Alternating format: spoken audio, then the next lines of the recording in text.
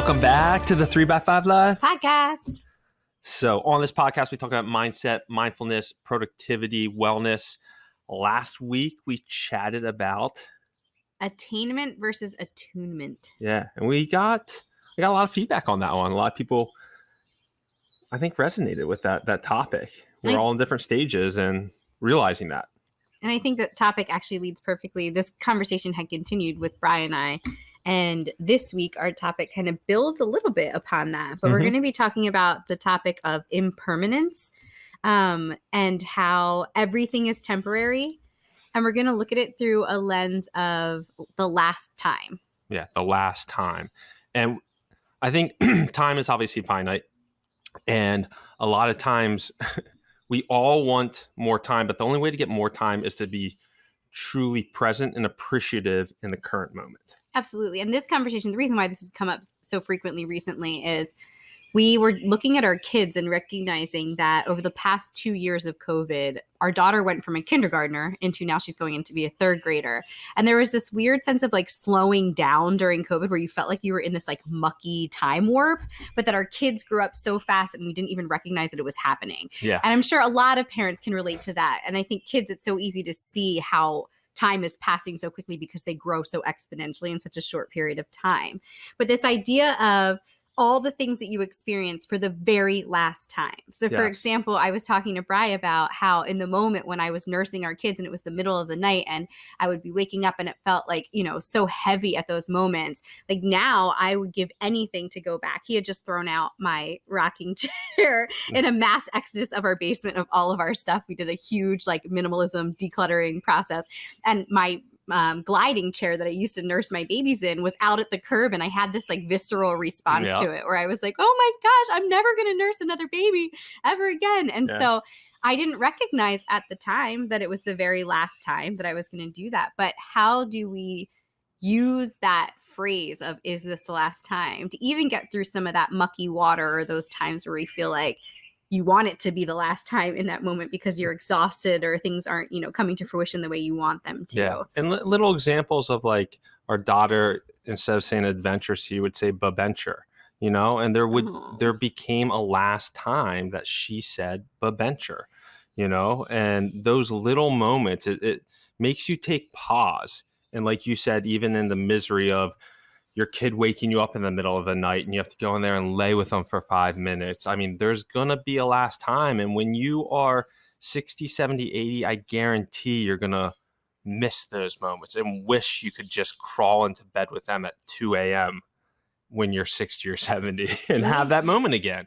And I look at it too, you know, some of my ultra running experiences. I look back on my races, you know, fondly, but when I'm out there and I feel like I'm dying, I'm not looking at it fondly. So it can reframe thing where like this could be my last race. This could be the last time I could run. Who knows? So how do you appreciate it in the moment? And it's like we said, it's easy from like a parent perspective because the time seems to be like lapsed by years. And it's very easy to see these differences. Like, is it the last time you're going to pick up your kid and be able to hold them without falling over, right? Is it going to be the last time you tuck them into night for bed at night? And how do you, in those moments, grasp onto those so dearly so that you can recognize that this could very well be the last time? Yeah, I used to love mountain biking, and it was the passion of my life.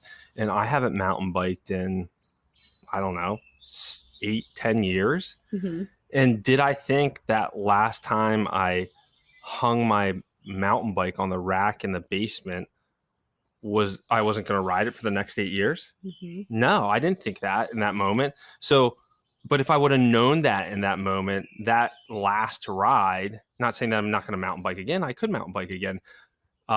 I probably would have appreciated it a little more. Yeah, absolutely. There's a, you actually used to have a poster hanging up in your, in my office.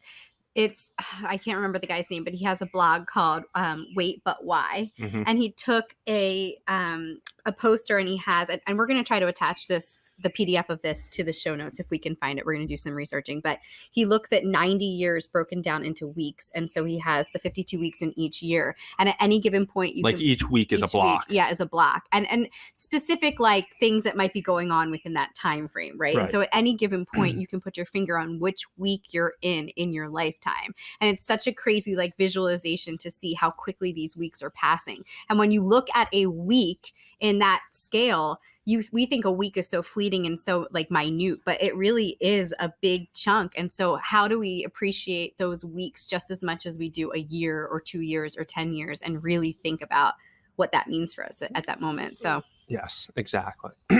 So that's kind of what I wanted to talk about today. You know, this idea of last time and forcing greater appreciation in the moment, and especially in the moments that you don't really love, because and then you realizing that in hindsight in the future you might be missing that time. Yeah, it's fleeting. Yes, everything is temporary. And I think there's so much power in reframing, and this is just another reframing exercise of, you know, making you think about a situation differently.